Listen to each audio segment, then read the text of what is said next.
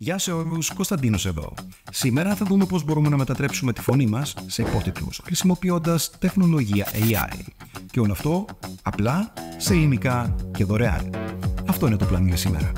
Πάμε να δούμε. Το Whisper είναι ένα σύστημα αυτόματης αναγνώρισης ομιλίας και χρησιμοποιεί τεχνολογία νευρονικών δικτύων. Μπορούμε να το χρησιμοποιήσουμε σε υλικά και κάνει εξαιρετική δουλειά. Ακόμη και αν έχουμε πολύ θόρυβο στο φόντο. Μουσική για παράδειγμα. Το Whisper αναπτύχθηκε από την εταιρεία OpenAI. Σίγουρα έχεις ακούσει κάτι για αυτήν. Είναι η ίδια εταιρεία πίσω από το ChatGPT, όπως και τον DALL-E. Καταρχάς, στέλνουμε ένα αρχείο ήχου σε μορφή MP3, το οποίο θα μετατρέψουμε σε υπότιτλους.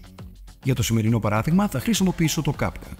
Ένα πρόγραμμα επεξεργασίας για βίντεο, το οποίο είναι πολύ εύκολο στη χρήση του. Εδώ βρισκόμαστε στη σελίδα CapCut.com. Μπορείς να κάνεις δωρεάν εγγραφή, να κατεβάσεις το πρόγραμμα και να το κάνεις εγκατάσταση. Μόλις ανοίξω το πρόγραμμα, θα βρεθώ σε αυτήν την επιφάνεια. Θα πατήσω New Project.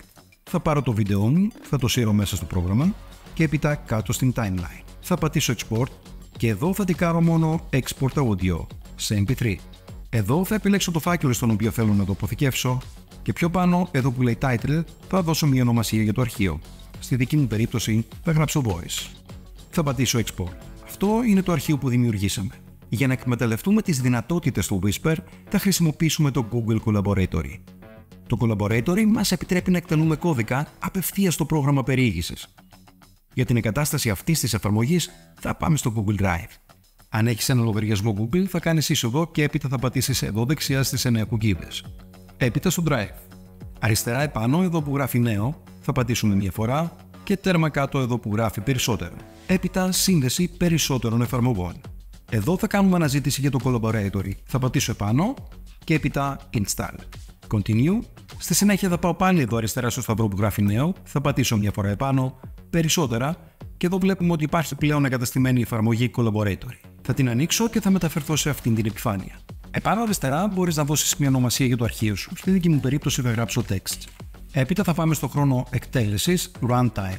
Αλλαγή τύπου εκτέλεσης Runtime και θα επιλέξω GPU. Αποθήκευση. Στη συνέχεια, εδώ δεξιά θα πατήσω σύνδεση. Τώρα μπορούμε να πούμε ότι έχουμε συνδεθεί. Τώρα θα χρειαστούμε λίγο κώδικα. Μην αγχώνεσαι, θα το βρεις έτοιμο κάτω στην περιγραφή. Θα χρειαστεί να κάνεις μόνο αντιγραφή, επικόλληση. Ας δούμε τι ακριβώς σημαίνουν όλα αυτά. Θέλουμε να κάνουμε εγκατάσταση, το Whisper, της OpenAI και αυτό όλο θα το λάβουμε από τη σελίδα GitHub. Στη δεύτερη σειρά θα κάνουμε εγκατάσταση, το FFmpeg. Αυτό μας βοηθάει για να επεξεργαζόμαστε ήχο και βίντεο. Στη συνέχεια εδώ αριστερά θα πατήσω το εικονίδιο εκτέλεσης. Έχει ξεκινήσει η κατάσταση και θα περιμένουμε μερικά δευτερόλεπτα. Όσο περιστρέφεται το εικονίδιο σημαίνει ότι ακόμη γίνεται κατάσταση. Εφόσον έχει ολοκληρωθεί η εγκατάσταση, θα πατήσουμε εδώ αριστερά επάνω στο φάκελο. Έπειτα θα σύρουμε εδώ πάνω το MP3 αρχείο και τέρμα επάνω στο συν κώδικας. Τώρα θα βάλουμε τη δεύτερη εντολή. Εδώ τώρα θα κάνουμε το εξής. Εδώ που γράφει Online Winner, θα το αντικαταστήσουμε με το MP3 αρχείο. Το MP3 αρχείο το ονομάσαμε Voice. Προσέξτε επίσης ότι είναι γραμμένο με κεφαλαία, να γραφτεί και εδώ με κεφαλαία. Ας δούμε τι είναι αυτό το medium. Υπάρχουν 5 διαφορετικά μοντέλα. Tiny, Base, Small, Medium και Large. Το Tiny μας δίνει γρήγορα αποτελέσματα, αλλά όχι τόσο καλά. Αντίθετα στο Large μας δίνει πάρα πολύ καλά αποτελέσματα, αλλά θα αργήσει και περισσότερο. Βάσει προσωπικής μου εμπειρίας, το Medium είναι για μένα αυτό που δίνει τα καλύτερα αποτελέσματα. Έχει 2-3 λαθάκια, τα οποία μπορώ να διορθώσω εύκολα, αλλά λειτουργεί πιο γρήγορα από το Large. Στο τελευταίο βήμα θα πατήσω εκτέλεση. Έχει αναγνωρίσει αυτόματα τη γλώσσα και έχει μετατρέψει όλο το ηχητικό με χρονοκώδικες. Εδώ στο φάκελο επάνω μπορούμε να κάνουμε ανανέωση και θα δούμε ότι μας έχει δημιουργήσει κάποια αρχεία. Ένα από αυτά είναι και το SRT, αυτό που χρειαζόμαστε για τους υπότιτλους. Θα πατήσουμε μια φορά επάνω και έπειτα λήψη. Θα ανοίξω το CapCut, θα πάω εδώ που γράφει Text και έπειτα Local Captions. Θα το ανοίξω στο CapCut, έπειτα κάτω στην Timeline. Εδώ δεξιά που γράφει Captions μπορώ να επεξεργαστώ το κείμενό μου. Θα ήθελα όμως να δούμε και ένα άλλο τρόπο, έτσι ώστε το αρχείο μας να το βάλουμε διορθωμένο μέσα στην Timeline. Θα πάω πάλι στις 9 κουκίδες, δεξιά, θα πατήσω επάνω και έπειτα θα ανοίξω τα έγγραφα. Τα έγγραφα της Google είναι κάτι σαν τον Word. Θα πάω εδώ κάτω δεξιά στο σταυρό, θα πατήσω μια φορά επάνω και θα ανοίξω ένα νέο έγγραφο. Έπειτα θα ανοίξω το αρχείο SRT και θα κάνω αντιγραφή. Θα πάω στο έγγραφο της Google επικόλληση.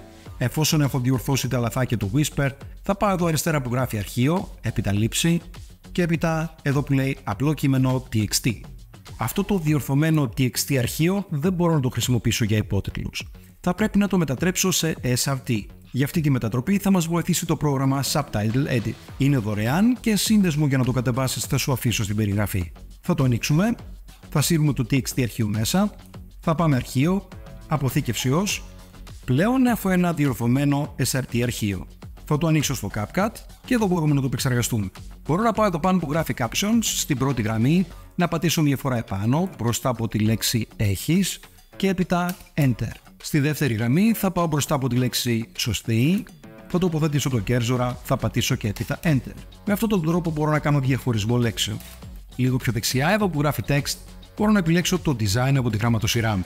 Και εδώ είναι το αποτέλεσμα. Πείραμα. Έχεις τη σωστή ηλικία για να αναπτύξεις τη γνώση σου. Αν σου αρέσουν τέτοιου είδους βίντεο, θα χαρώ για την εγγραφή σου στο κανάλι. Ό,τι ερωτήσεις έχεις, κάτω στα σχόλια. Τροφή για μελλοντικό βίντεο.